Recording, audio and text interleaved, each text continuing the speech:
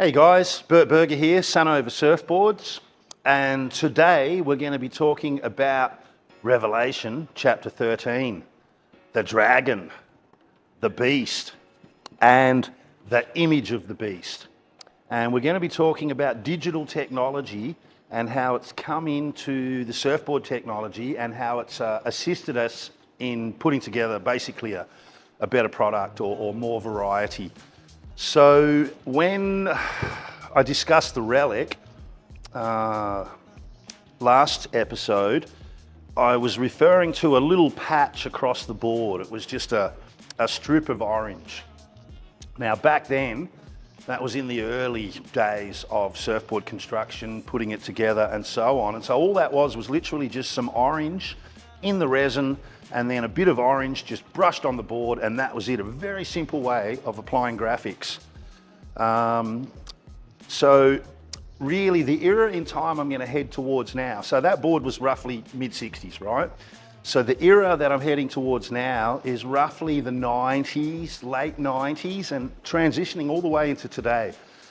So if you look back at certain techniques over the years, it's almost like an idea comes in, somebody tries something new, it works, it has an effect, next guy tries it, and before you know it, 2 or 3 years goes by, 4 years, and can kind of go global, you know. And so you find that there's been these changes in the industry where everyone's sort of almost made the transition overnight or in a very short period of time. That technology's come in and most guys will adapt or try something new. So the interesting thing with the digital is, like, it's been 25, it's been like 30 years now that this technology's existed, and it's still not universal across the industry, okay? Now, the other thing I wanted to mention as well is, so while we're doing this series on the history, I guess, of surfboard manufacturing and the history of surfboard manufacturing processes is where the angle is. It's basically my history and what I've observed. And so while I might pick a date and I might name a few people that I've worked with, let's be realistic, guys all around the world have sort of been doing these things, and it's sort of happening simultaneously. And so, you know, I might quote a year or a name and someone might go, oh, but I know a guy that was doing that 5 years earlier. Totally possible, okay?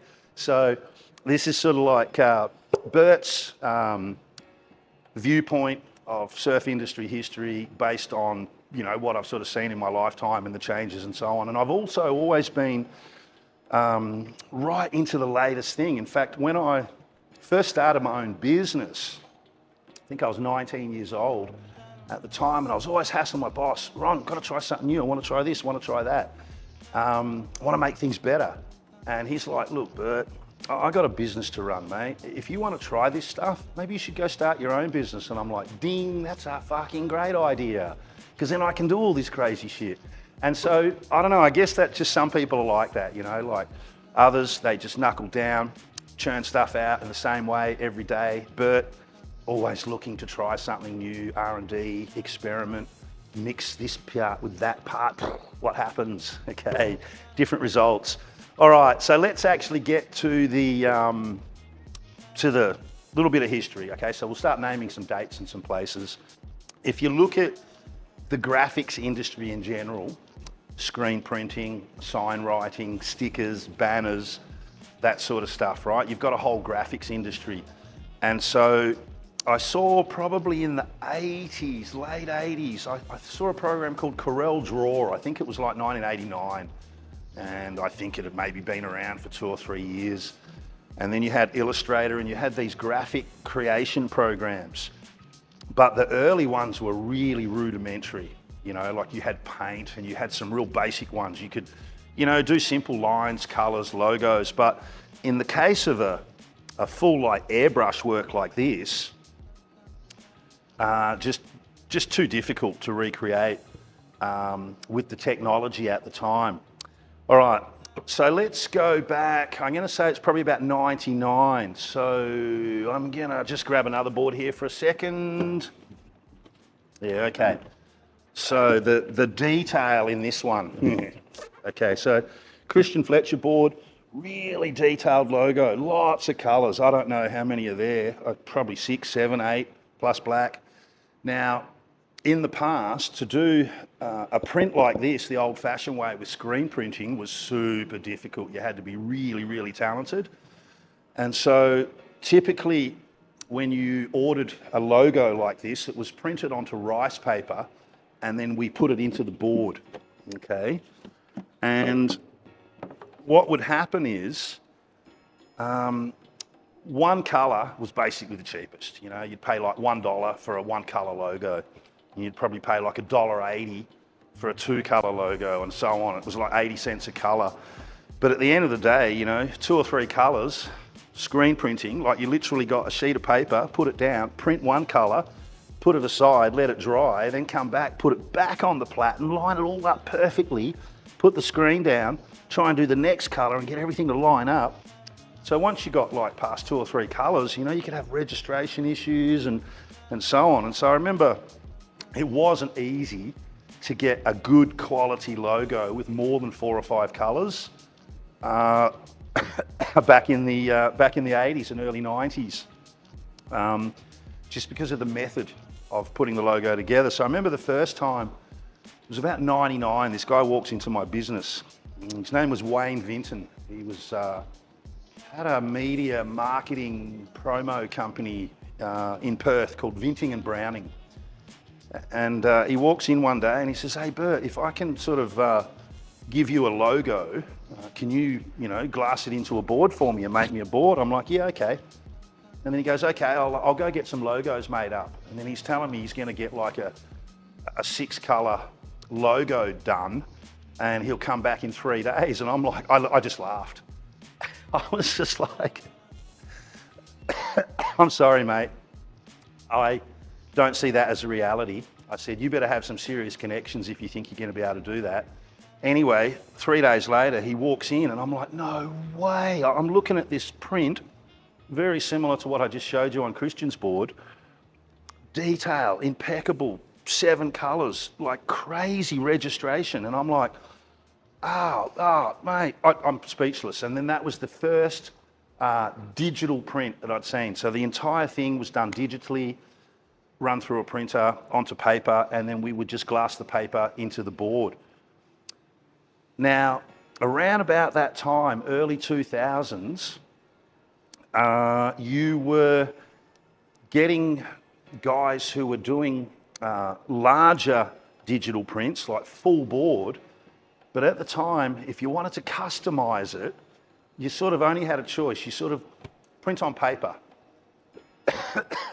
And paper's a bit iffy because you put it in between the layers, and even on new boards, and anytime you see an old board, wherever the logo is, if it got a knock or a bump there, the paper would separate from the layers. So what became important was what you printed on, how well it would stick to the board and to everything else and be incorporated into the board, as well as give you some lively look. Okay, so when I was showing you that board, that early one from the 60s, it was only a few years later that I was seeing boards built maybe 66, 67, beautiful full graphic deck inlays. So basically from sort of late 60s to late 90s, there was plenty of guys that were doing graphic inlays and printing or doing prints, but it wasn't so much customizing the printing. It was like you'd go to the fabric shop, you'd choose a fabric, you'd choose a pattern, you'd sort of cut something off the roll and you'd incorporate it in the board. And that was about our choice. So we couldn't really decide what those designs or those patterns were. You just sort of had to get what you could get, I guess. And then with the adoption of like Corel Draw, Illustrator, and so on, then you started getting the ability to, as these programs got more sophisticated, you started having the ability to customize the graphics and get more detail in the graphics. So let's see. Okay, the printing. Okay, so what we're printing on. All right, so certain fabrics are better to print on because you get a better quality print. And so as a general rule, back in the day, silk was probably the best fabric to print on because when you put it into a board, it was so fine and so light, and you had a pattern. But of course, silk's not cheap. Okay, it's an expensive fabric, and then it still had to be screen printed and so on. So, fast forward, and I've got a couple of things to talk about. All right, let's talk about the actual material itself. So it turns out when you're applying graphics in general, I mean, it's weight. You got paint, it takes weight. You got certain techniques, you know, you can put it on the outside, you can put it on the foam, under the glass. The two things I want to talk about is one is the actual fabric and what you print on and the method of application. And then the other one is I guess the technology side of it and the programming and the ability to create more detailed, realistic images, I guess. And so if I take say the early days, right? So I remember I go back to 2005 and I knew you could do digital printing, right? But you were sort of forced to print onto fabrics, okay? And that fabric was a separate layer. It wasn't fiberglass. And so it's always just this extra layer, and then usually on the bottom of a board, if you've only got one layer of glass, then you've got to do another layer of something else. It's like, nah. And so it was always my goal that we could print directly onto fiberglass. And so I remember it was about 2005, I was working with Nev at the time, and we thought, okay, let's give it a go. So we took some fabric, not typical surfboard fabric, it was called impact glass. And it was really fine, tight weave. You hold it up to the light and no light could come through. So anyway, we took it off to the printer and he printed on it, and it was like, yeah, you could see the grain in the glass, and you could see that the fabric itself had sort of soaked up the ink, and it was a bit, yeah, the results kind of weren't there. And we're like, okay, whatever. Anyway, he introduced us to this other fabric. It was a bit more like a canvasy type fabric, and we just printed on that. And the method we had at the time, we were vacuum bagging, and so we could really press the layers together. We could get this extra layer. We could suck all the resin out. And so we actually had a process where I could deal with this extra layer and not worry about the weight. And that extra layer actually gave a lot of extra strength as well. So it turns out we wanted to print on fiberglass. We couldn't get the results. I'm scratching my head going, why can't we get the results? Why can we print on this fabric? It looks good, and we print on that fabric, it doesn't look good. So it turns out I met a guy called Loehr. Now, Greg was an old-time board builder, shaper, 60s, 70s, pro surfer, early adopter of epoxy, EPS technology. And Greg got into chemistry, okay? And he actually came up with his own resin system called Resin Research, and a lot of guys in the industry use it to this day. So I remember 2005, and I'm walking through the airport with Greg. We're having this digital discussion about graphics, and I'm looking at these big posters and these big prints in the airport and so on, and I'm going, well, look at that. And then I was also talking about printing on paper, and I'm like, well, what's the difference between one bit of paper and another bit of paper? I print on one bit of paper and it's a real washed out image. I get a bit of photographic paper and it's perfect. They're both paper, but the photographic paper's been treated with something. What is that something? Okay, so that was my question. Anyway, Greg knew the answer, and he says, yeah, that stuff, Aquasol, water-soluble solution, you use it to treat fabrics to get photographic quality. And I'm bang, bang, bang. He says, yeah, my wife's company makes that. I'm like, bang, done. Set us up with a sample. So we get this 1 kilo bag of like pellets. What the fuck? Anyway, we got to mix it with water, and somehow now we've got to apply it to the fabric. No idea. Anyway, cut a long story short, we just laid the fabric out and sprayed this solution on. Took that back to the printers and said, here, have a go with this. Man, we got it. I mean, we literally got photographic quality on fiberglass, and then incorporated it into some skins, and we got it. Okay, we actually nailed it. I'm like, great. Problem was the cost, okay? It was like $120 a metre. And so, I mean, you wouldn't get any change from $250 for one digital print on a surfboard. Come on, let's be realistic. Back then, that was more than the cost, the entire material price of the entire surfboard, right? And so, even though the technology existed, the price was a little bit out, right? So then I come and I look at a guy, Chapman. I work with him. Amazingly good artist. In fact, I do have a Chappie board here. Look, it's not one. It's just a simple job, you know. I'd watch Chappie blow something like that out in like 40 minutes. Amazingly good surfboard artist. Really good freehand. And when you look at the quality of his work, you cannot believe that it's not a photograph.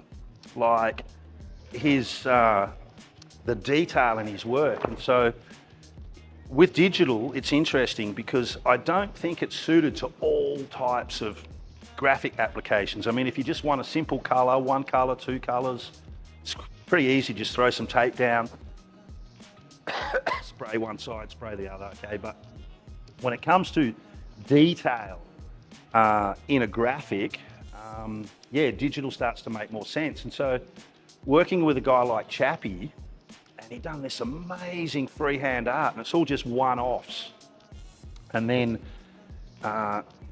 come forward another year or two, actually same time, I was also working with Josh Dowling. So at the time, it was like, how can we get a really good quality image onto a surfboard? But the creation of the image wasn't quite there yet either, you know. So what we ended up doing in Chappie's case, and in this case, this was some original artwork by a guy called Josh Dowling, who was actually quite a good surfboard artist, and he'd been to I think he'd been to the Melbourne Institute of Technology, done the graphics course, so fully qualified graphic artist, you know, all the techniques and so on. But I think back then, well, I don't know, I mean, some people are just talented artists. So this was Josh's freehand airbrush work, right? Then what we did was we took a photo of that and then just printed that photo out onto a substrate that we could put in the board. It was like, wow, okay, now we're talking. And so we were printing on fiberglass. It was a pain, okay? Like, too expensive. We hadn't got the process figured out, but there was these other fabrics that were becoming available because at the same time, you had other industries, snowboard, skateboard, not so much skateboard, snowboard, wakeboard. Those guys in particular, they were printing on stuff, different fabrics, laying it in, sucking it all together, and so on. And so this particular one here, this was printed onto a material called Loehr mat. It was almost like a thin veil, like a plastic. But if you look really close, you'll see that the image is not perfect. And you'll see it's almost like you can see the texture in the mat comes through in the image, right? And so then it's like, okay, it's not quite there. And then at a similar time, the other fabric that we had thrown at us in around about 2007, 2008, this really sort of fine fabric. It's pretty much, well, I don't know, I think I'm wearing something similar. It's like a suit liner.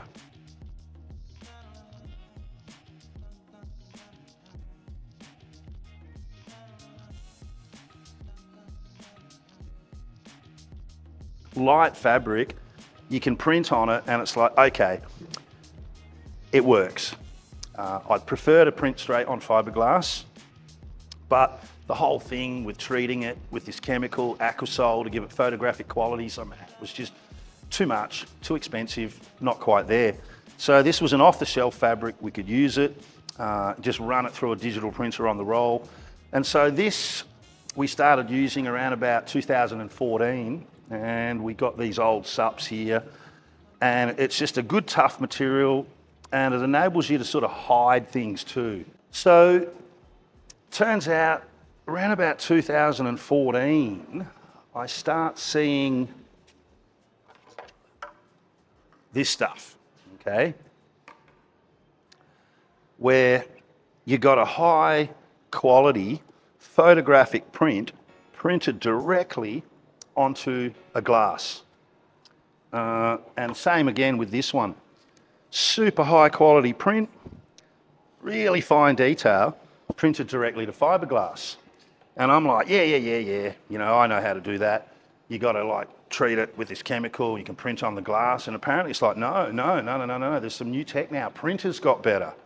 And so then all of a sudden we didn't have to go through this complicated process of like treating the fiberglass fabric so that we could put a good quality image on it.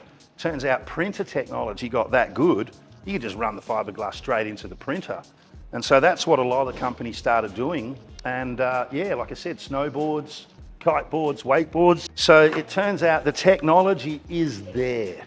And here we come all the way through to a modern version. Okay, so this one here actually is printed, bang, directly onto fiberglass fabric. And all that color that you see, it's just digital print.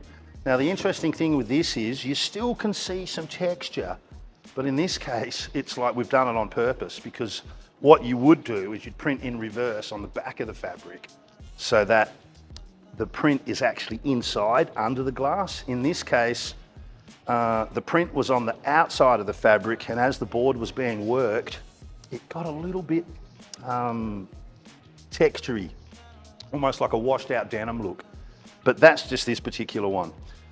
So now we can actually print directly on glass, and you see with the quality of the programming now too. So if I go back to the late 90s, early 2000s, super difficult to create a good quality digital image that was almost like photographic but wasn't a photo, right?